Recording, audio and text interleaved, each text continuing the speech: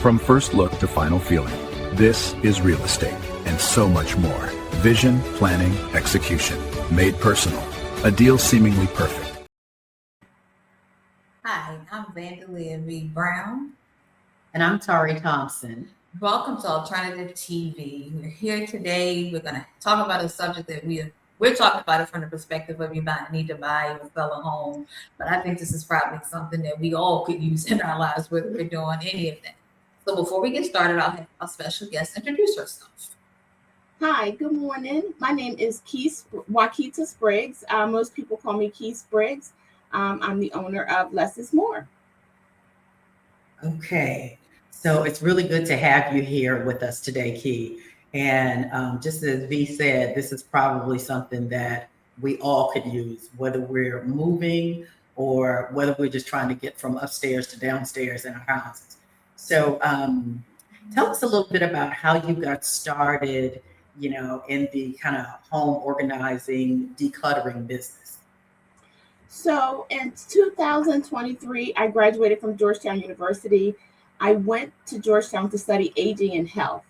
And so when we learned about wraparound services, I thought about how do seniors age in place? Like how do they move from 4,600, 3,800 square foot home to these assisted livings or independent living environments? Like, how do you take all this? Because you can't take everything with you. And so I started to look into how can we support older adults by providing this service to them. So that's really how it all started in my mind. If I'm honest, I had the idea like 10 years ago, but I didn't really have data to support my ideas. So the educational platform really opened my eyes to that it was a service that was really needed. Okay, absolutely. So what is the biggest misconception that people have about professional organizing? I think the biggest misconception is cost. People think it's a very expensive product or service that we're offering, and it's not. Because you can modify the cost price based on your customer. You have that flexibility, especially as a small company. You have that, and then a lot of people just don't think it can get done because they've tried it by themselves, and so that's the misconception: is price, and it won't get done. Okay. And when I think about the price, I think that it's a price well paid if in turn you can know that you're safe in your home and you don't have to be concerned about possible falls and those kinds of things. So what do people struggle with the most in terms of letting things go? Because I know it's emotional for people. So a lot of people that we support, they have the items of their mom, their dad, their aunt, so this generation, they're kind of stuck with a few generations behind them. And so they struggle with letting go. And then the current generation, they don't want the items. And so who do we give the items to becomes a complicated situation. And so that's where we come in and try to find organizations that maybe support maybe a cause that their family member had, or maybe saying we're helping a new family get up on their feet, we're helping women, things like that. So we have to look for those organizations that kind of connect with their value system. Sometimes we have to say, let's look inside the actual community and see what the community needs. And that really sometimes takes the burden off of them a little bit, but we have to talk that through. Because they're holding on to things that belong to the sister, belong to their mother, and they made a promise to someone. And sometimes we can't see it all the way through the way that we discussed it. So we have to talk that through. Okay. So do you find that by talking to them about giving it to the neighborhood or helping others helps them with that emotional attachment to the belonging? It really does, because sometimes in one case that we got the granddaughter involved, and from a social media perspective, she was able to bring, for example, a Jewish community together. And then once the grandmother saw that other young couples could benefit from the dairy dishes, benefit from the pots, the pans, the china. It just brightened everybody's day. And so you have to kind of bring the realization to the situation so they can see that it makes sense to do it. Okay. That's how we have to work. And sometimes we go in, we don't know how we're going to bring it together, but those are the trial and errors and it's just a beautiful situation, because again, they don't know of all the sales that are happening. They don't know of all the gatherings, because you have to be social media savvy to keep up inside your community. And so if we're able to bring that to them, it is definitely very helpful. Okay. And rewarding as a family, because now you see the items being used. Exactly. Okay. So what advice do you give for someone who feels so overwhelmed and just doesn't even know where to start? So Terry, by nature, by my first profession, I'm a human resources person, and probably one of the most transparent HR people that you will see. I say to my customers in this line of business, I'm overwhelmed too, because when I walk into that space, it's overwhelming for all of us.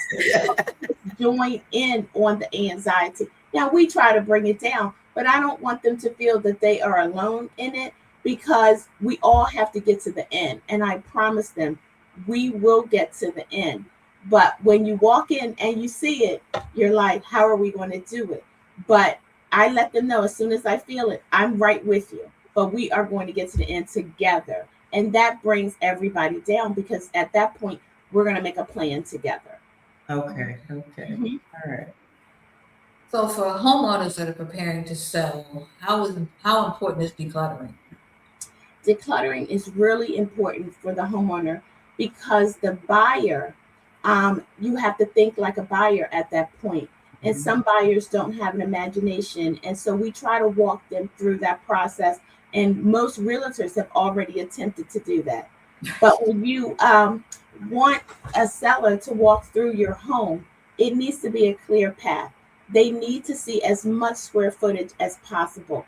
Everyone cannot look at the ceiling and make this happen. So we try to tell them, if you want the most for your home, right, then we have to show it that way. We do give advice. Sometimes it's let's show empty. And we work towards getting things out of that space. We work towards that deadline, because that's more important. When you leave your home as an older adult and you're going to independent living, assisted living, these are high dollar situations. And so we must get the most for our homes that we've worked for all the other time. And that's how we talk to them, because most of them have gone to the market previously and it didn't work. So you have a new realtor and now you have decluttering. So it's almost, they have to walk with us, because it's already failed the other way. Right. Okay. So if you have a client that doesn't want to show empty, what are the top 5 areas sellers should focus on before listing their home? If you have a seller, they don't want to sell empty.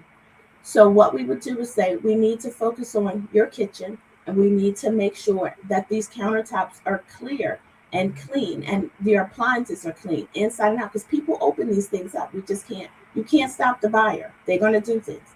So we want to make sure that things look neat so they can visualize themselves there. If they have back porches attached to a kitchen, we will attack that, because that's all about the flow. Then from a furniture perspective, we'll say, if you want to continue to show your couch, maybe we don't show all end tables, maybe we don't show all buffets. So we kind of pick and choose with them what makes sense. And on our team at Less is More, we have a professional stager that will come in, who deals with small space, large spaces. So she has the expertise in that space. And that's what makes us different from most companies, because we have that person on our team that can bring that confidence to the seller. So what mistakes do you feel homeowners make when trying to declutter for showings when they do it on their own? Because they declutter in the wrong spaces.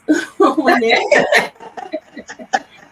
trying to do it on their own, they're decluttering in the wrong spaces that really, are not attached to the house. So they'll try to declutter, under the bathroom counter. They'll try to declutter like in a home office, places like that. places that don't really make sense. I'm going to go through my clothes, and that's not really what we're asking for. So we try to help them through that, because now they're putting a lot of effort and time in spaces they don't have to. Okay. Do you feel that decluttering can actually help home sell faster or for more money? I know it can. I mean, I've been in the business for 18 to 24 months, and every single client that we've helped, it has helped their home sell faster and for more money than they imagined that they would sell for. So we know it works because we bring in professional cleaning service that partners with us. We bring them in, they clean the place. Everything looks new. You have to brighten it up. This is not, they're not looking at their lens. You're looking at the lens of someone else. So we have proven that because, like I said, they've gone to the market before. It didn't work. So when we say follow these steps, we almost guarantee you that this is going to work. It works every single time. I just did a decluttering there in Owens Mills, and I did it less than 7 days. Decluttered, got rid of, and donated, and moved the older adult out, and had construction come in. His home is going to be beautiful. They're 85% there. It's beautiful, but it would never sell with him in it or his items. Right. Okay. Never. So now many baby boomers are considering downsizing. What advice would you give to them? Baby boomers, they are unique because they want to downsize and they don't want to downsize. Right? So baby boomers have to decide about square footage because they're really not ready for the 1,000 square foot, 800 square foot. They're not ready to do that per se. So they're going to the 55 plus communities in these condos that have that space. So for them, it's a little bit more difficult because they're still movers and shakers. They're still out and about and having a great time, which is a part of their generation. So we try to do space planning to say, if you take this bed, it could only go here. You have to take certain items. So what are your favorite items in this room? We may not be able to take the whole bedroom suite, or if we do, we may have to break it up based on what you're selecting in the market for your next home. So that's where the baby boomers, they kind of have to realize that everything they have today, it will not fit in some of this new construction. And so we really have to get them down to there. And then we encourage them to bring their children in on the deal, bring them in, see what they would like to have. It's better to give when you are doing it yourself and then waiting until other times. And so we try to get them to think about that. Okay. But they're excited. The baby boomer, what they really want are the kids, for us to come get our things out of their home. Get your items out of my house. So they are not carrying their mother and their children items in the home. Yeah. Okay.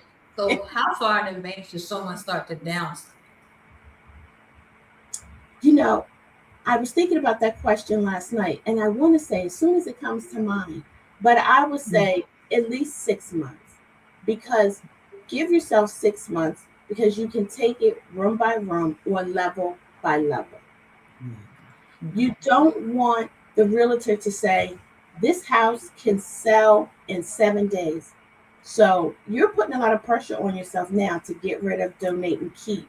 So some homes are fast off the market, and so you have to be in and out of there. So I say give yourself a good 6 months, the minimum 3 months, to really get yourself calmed down and do what you want to do with your items. So it's just a good thing to do. 6 months goes by really, really fast, and you can just start. Okay. So what's the most challenging part of downsizing for your clients? Getting rid of items that belong to their family members. They can get rid of their own items. They don't have a problem with that, really. After day 2, they're like, I don't want that. I don't need that. They can do it. It's other people's items that they have, paperwork that they have, jewelry that they have, china cabinets, things like that. They're really they struggle with that. getting rid of that. They struggle with getting rid of anything a person has written, a book, a transcript. They struggle with those type of items, but they just don't have the space to continue to take them. But they really struggle with other people's items more than they struggle with their own. Okay. So what items do people most commonly regret keeping or regret getting rid of? Most people recently, they regret keeping the stereo equipment that they had, right? Okay. Because it worked in the previous home. It was all good. But they really struggle when they get to the new space. It's like, Key, this really didn't work over here. I try to tell them, but the stereo equipment and favorite chairs are hard because some of the favorite chairs are large. You see, and they're similar today, and they don't work in some of the new spaces. Okay. But stereo is hot because we have great stereo equipment then. Right. So, but it just doesn't work. Oh, wow. Some of these things you're saying, you're speaking to me, but that's me. So we work with families who are handling inherited property. So what advice do you have for families facing a loved one's belongings after they have passed? Sarah, it's really funny. This is my most recent client. So I have the great grandfather passed. I have the grandfather living, and I have the granddaughter. The granddaughter just inherited the space. So prior to the great grandfather passing at 103, she lived around and in all of his things. So at the passing, they call me to say, we need to release her of that. And how do we do that? And I can tell you on day 2, not only for them was it complicated, it was complicated for me. I really had to, because day 1 was easy because we started in the kitchen. Day 1 was easy. That's the kitchen. But day 2, we got closer to the great grandfather's items. And that's where we had to make the decisions to go back out into the community. Because there were things in that home that he had built with his hands, literally china cabinets where I thought were from furniture store. They're like, no, he built them. Things, cubby holes that he had put in. And so we had to kind of step back, right? We have multiple generations in here at this point that we're working with. And so we allowed her to decide what she wanted to keep. And the family did a really good job with that. And the things that she just didn't want, the grandmother and her husband, they took some of those things to their home. And so it was just a beautiful family dynamic. But some things she just couldn't connect with, and some things I helped her connect with because she now has a child, and I wanted her child to understand what his great-great-grandfather had done because he was a marvelous person. So I didn't want to lose all that family history for anyone at that point. So we just step by step. And when we were all done, there was a day where we all said, is this like, how are we going to get to the end? It looked so crazy that day. But I promised that we would get to the end, and we did. And, we had chips and water together. They actually had dinner for us at the very last day. So that was difficult. But what makes it easy if the family just work together, understand each generation, because the younger generation, she continued to say, Miss Key, let's talk to grandmother about that. She always gave her grandmother the opportunity to voice in. Okay. And that was important. And then when the grandfather, who was impacted because that was his dad, when he came into the picture, it just worked out perfectly because he was calm. He didn't come day 1, day 2. He came day 3.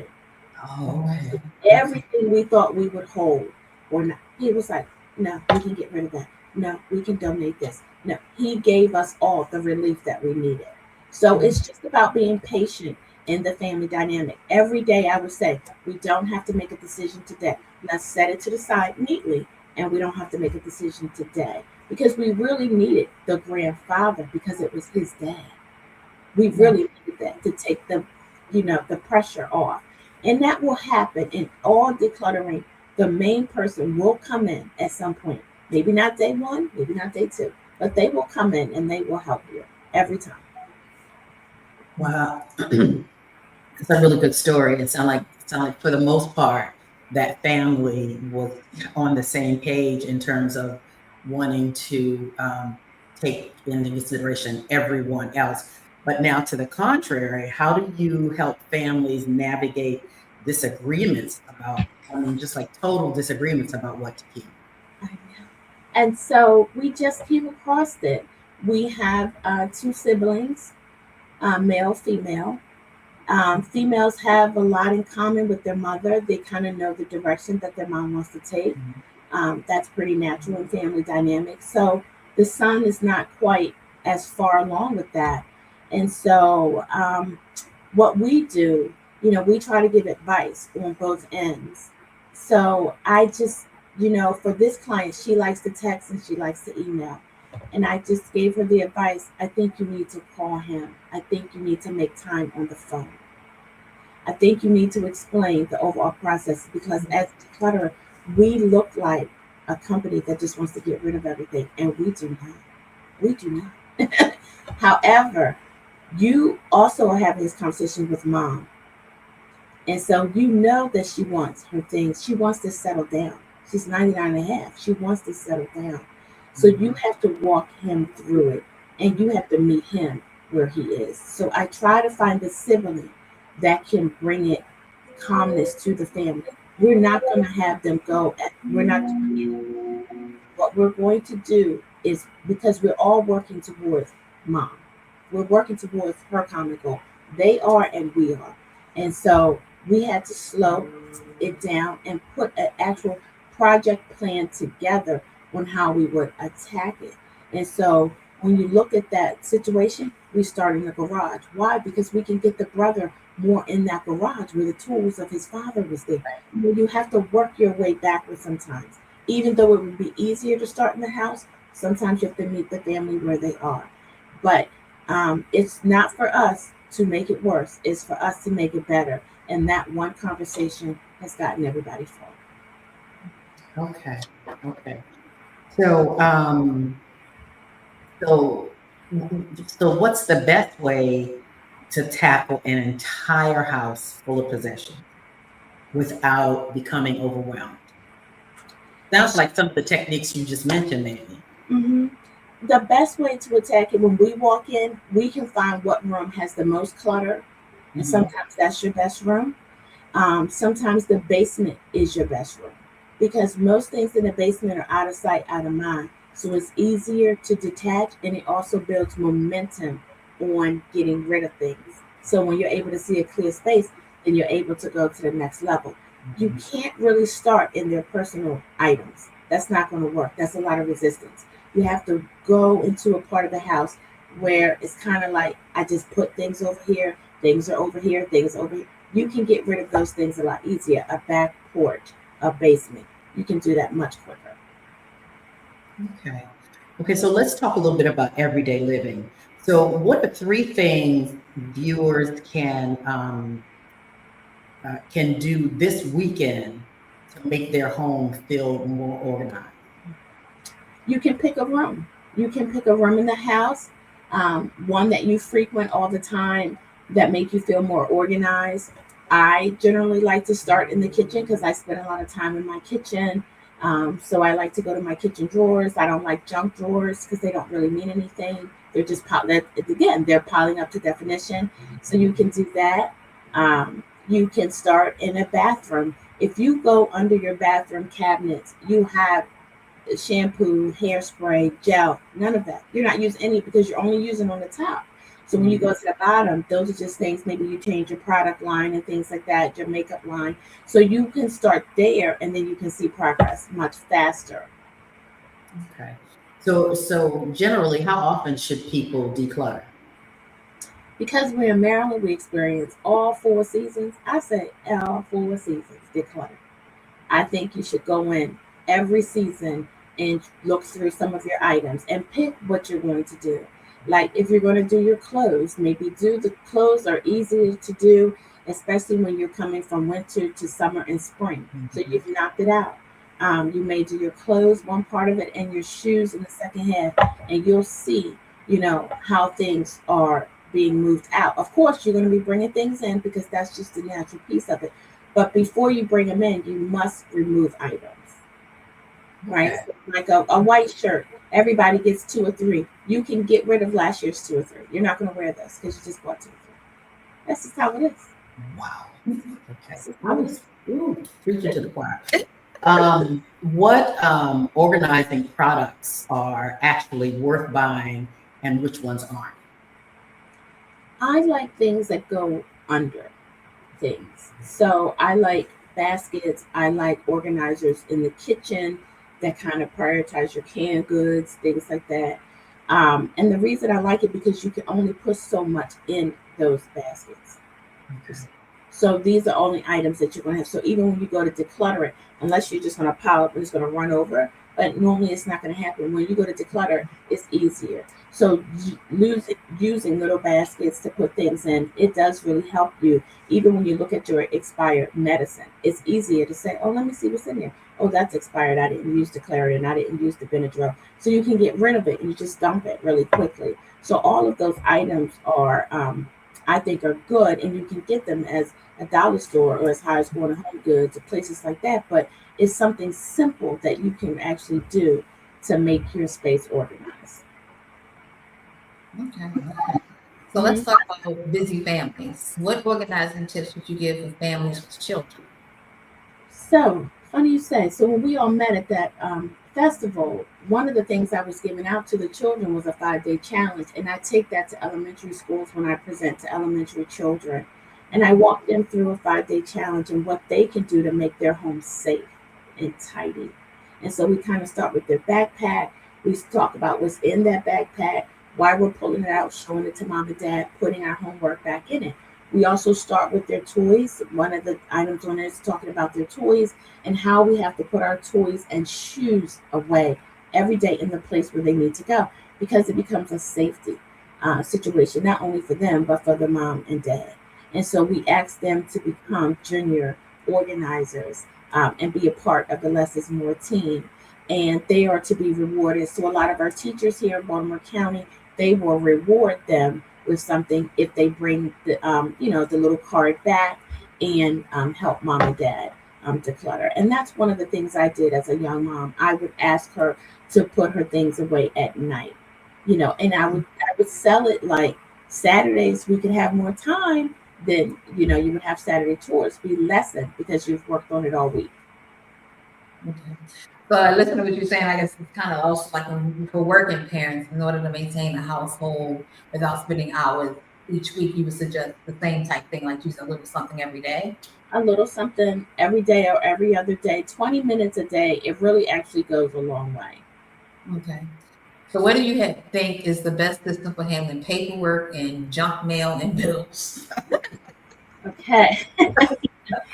Let me tell you, that's one of my projects. I had to hire Eco Shredding to come in. That's how much paper my client had. So that's what I'll say. Know the tax law on how long you can keep your tax paperwork, right? Get rid of it. Because if it's there, then I can audit it, right? So just keep telling me, if it's here, I can audit it. So if you don't want to audit it, we're going to get rid of the tax paperwork that's not needed. So you have to know what is needed. So when it comes to mail, I say Wednesdays and Friday, we get all mail off the dining room table and off the island. Okay. Wednesday and Friday. That's it. That's all we have to do is go through it. 80% of it is going to the trash. So what's the you don't have to keep the envelope and staple the thing to it and do none of that, because that's not necessary anymore. It's an electronic payment. You're going to be able to go back to the bank and see it. Just go ahead and get rid of unnecessary bills, and you're paying it and you can always get it. So I say have a shredder and let it go. shred some that needs to be shredded with your name. The rest of it goes straight to the recycling bin. You don't need it, but just do it 2 days. I used to try to do it every day. I live here with 2 other people, so I just do it 2 days a week. I put everybody's stuff where it needs to go, or I determine if they even need to see it, and off it goes. Because that can stack up really high. Right. And I always suggest having a fireproof filing system in your home where you can put those items in. And they make them some really heavy, as we well know, and they make some really nice lightweight ones that you can use daily. Okay. So, what's the strangest thing you ever found while organizing a home? Some things I can't mention. I just can't mention them. I don't know if it's strange, but recently I just found a Woodward and Loafer box. Wow. I do not expect to see that. I don't expect to see a Mary Kay, receipt. The 3 carbon copies of the Oh, Mary wow. Kay. I just think when you find those things, I just think they are amazing. And there's some tools that we don't use anymore, like our curtain hooks and things like that. We don't. When I find those, and I mean boxes and boxes and boxes, it's just funny to me. And a lot of the younger generation, like, what is that? Who is that? They don't even know. You don't even know what we're looking at. But I just found a Woodward and Loafer box, and I thought that was the cutest thing. What's the most satisfying transformation you've ever completed? All of my clients. I can't think of one that Okay. they are all there. My first client was a sight unseen. She got sick. Her family had packed all of her items. She called us in to help set her up in the new place. And it was sight unseen for both of us. And what an amazing experience that was. Mm-hmm. I love coming across the papers that they wrote in college and things like that. I always think, hey, let's call Tyler Perry. This would be a great play. All things like that. So we come across all those things. It's very satisfying. Every customer that we take from A to Z, they are just so happy that we partnered with them and was there for them, because it would have taken months to do what we've done in a few weeks. And so everyone's very grateful, and it's very satisfying. I know all my customers by name. I call them randomly. They call me randomly. So it's just a nice thing. Have you ever had to help somebody organize a storage unit or something because they too much stuff in the house and now they got a storage unit? Not looking at it. Yeah, we have had to do a storage unit because of a client had a disaster happen, so all the things went to storage, and then we had to remove some of those items out of there that they could take or could not take, and that was a very difficult task to do. And a lot of things, even when they go to storage, destroyed or not, they're out of sight, out of mind, and then you find out that you really just putting things places, but you're not utilizing them. And that can happen to any of us if we have any type of change in our life. Like if we have a divorce, or we downsize fast, or we had a disaster in the home, storage is the first place you're going to go to. So you really can't remember everything that's in there. You've taken most of your necessities. So it's kind of like an easier decluttering. Because you haven't seen it for a few months, you're even more open to say, no, I don't really need that. If you could give one organizing tip for life, what would it be?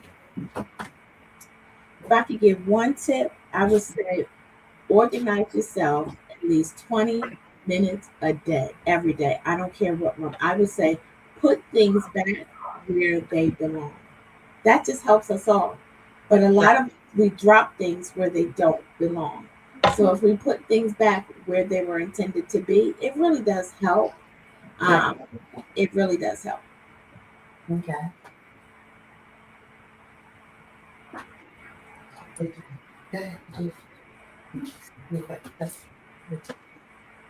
Okay. I'm sorry, I'm back. Okay, so this is the lightning round. 1 word answer, 5 questions. Okay. Let's see. Wait a second. I'm sorry, I forgot to plug up the computer. Okay, so 1 word answer. Okay. Which do people resist clearing out? Closet or garage? Closet. Okay. When all is said and done, which pile is bigger? The keep pile, the donate pile, or the toss pile? Donate. Okay. Should people use a label maker to make things, to mark things that they're going to store? Yes or no? Yes. Let's see. What is the most cluttered the most cluttered room in America? I'm going to say the basement. Okay. And one thing everyone should get rid of today.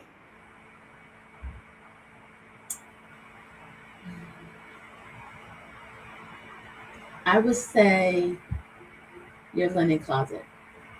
Okay. Okay. Very, very good. Okay, so let me ask you this. So if someone is watching and feels overwhelmed by clutter, doesn't know where to begin, what's the very first thing they should do when this interview ends? I think they should call Less is More. I think that we should talk to them, do a consultation with them. I think that they should take a deep breath and really don't put pressure on yourself. You live an everyday life. Life is really, really busy. I would say just take the pressure off, blame no one, know that you want to make a change, and that's it. You just want to put a plan together. There's no blaming behind it. Call a decluttering service or organized service and get tips and tricks, even if you don't need them to come out, but at least get some tips on how to move forward. Okay. And if they need to reach you, what number should they call? 443-340-9311. Key, this was great. Now, never mind, you stepped on my toes and you were preaching to my choir. But this was great. I think this will really be helpful to our listeners from so many perspectives. From the perspective of just general downsizing, from getting more value out of their homes, and from keeping themselves safe in the current home or a new home. So I thank you so much for coming on and talking to us today. And audience, if you need help, here she is. She gave you her number. So give her a call. Thank you so much. Thanks so much. All right. We'll talk to you again. Okay. Thank you. All right. Bye-bye.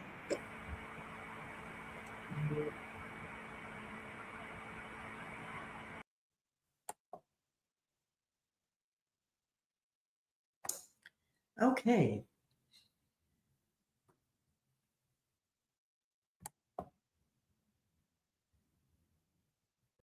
From first look to final feeling, this is real estate and so much more. Vision, planning, execution, made personal. A deal seemingly perfect.